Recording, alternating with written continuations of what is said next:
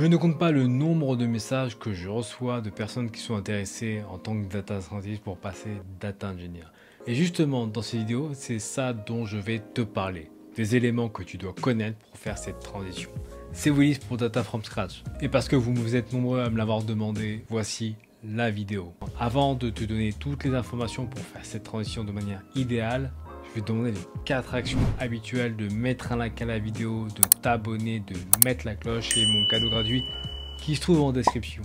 Dans mon cadeau gratuit, tu trouveras justement toutes les informations pour toi pour faire cette transition de data scientist à data engineer. Pour le poste de data engineer, tu trouveras les diplômes, les compétences, les technologies et les salaires pour justement faire cette transition de A à Z de manière pratique. Et tu trouveras le tout en description. Donc on va attaquer directement le dur. Ce que tu dois connaître en tant que data scientist pour faire cette transition de manière fluide.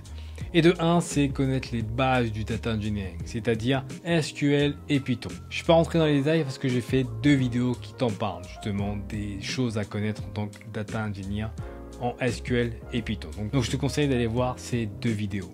Deuxième point, c'est avoir une bonne compréhension des systèmes distribués. Ça peut être du Apache Kafka, ça peut être du Spark, ça peut être du Flink, ça peut être du Amazon S3, bref.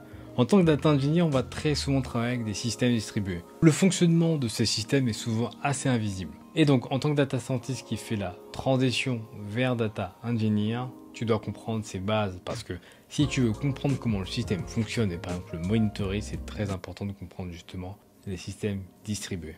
Point 3, c'est la connaissance en système de base de données. Tu dois être capable de travailler avec des systèmes de base de données, de organiser les données dans une base de données, donc le data modeling, donc les différentes formes de data modeling, donc table de fait, table de dimension, slow changing dimension. Tu dois savoir ce que c'est que normaliser des tables, dénormaliser des données, les inconvénients et les avantages. Tu dois aussi comprendre le mécanisme interne des bases de données, parce que ça peut jouer. Le mécanisme interne de Databricks, de Snowflake ou de Redshift par exemple, si tu es dans le cloud.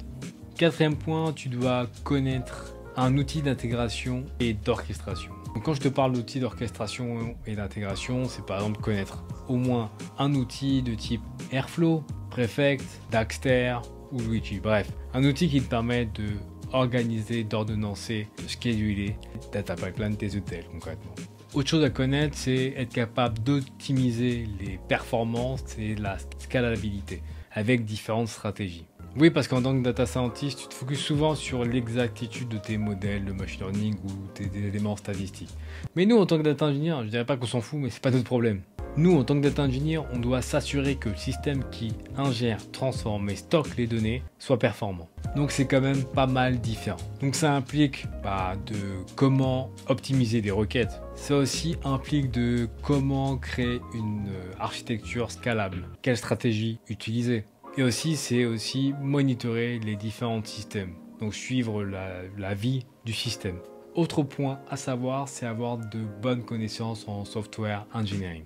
Oui, parce qu'en tant que data scientist, tu peux peut-être faire des choses ad hoc ou envoyer des scripts à des data scientists ou envoyer d'autres scripts à des data engineers pour qu'ils les optimisent, mais cette fois-ci, c'est toi qui vas être à ce rôle-là. Donc, il faut que tu sois capable de faire du Git, donc gérer du Git flow, connaître ce que c'est que les unit tests, ainsi que concevoir un système de A à Z, en tout cas en théorie. Moi, on ne te demande pas de connaître la conception de système de data engineering de A à Z, mais il faut que tu sois conscient de la phase d'ingestion, la phase de stockage, la phase de transformation, la phase de présentation et la phase de monitoring et de déploiement. Tout ça englobe le software engineering, c'est-à-dire comment créer un logiciel de A à Z et le pousser le plus rapidement possible en production, en le testant de bout en bout, en le poussant avec un CI/CD.